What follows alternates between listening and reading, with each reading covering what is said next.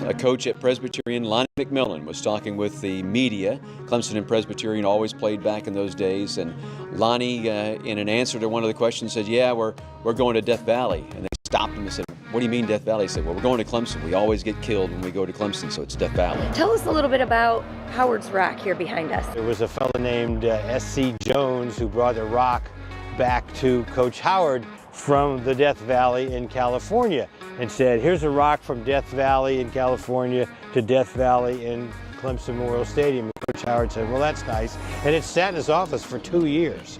And then one day in the summer of '66, he was cleaning out his office, and Gene Williman, who was the head of IPTAY, was there, and he said, "Gene, take this rock and do something with it. I don't care." So it was Gene Williman's idea to put it on a pedestal and make a big deal about it. So that rock was first there in September of 1966, but the team didn't rub it. It was just there.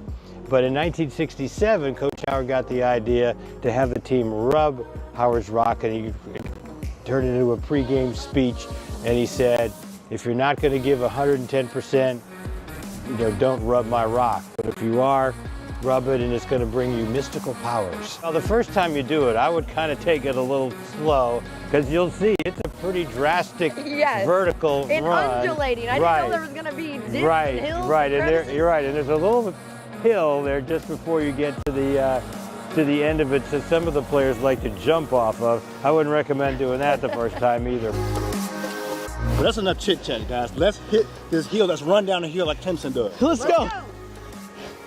Well, we're doing it for the Irish. Let's go, Irish. Let's get it. Yeah. Hey, what? Go Irish. Let's go.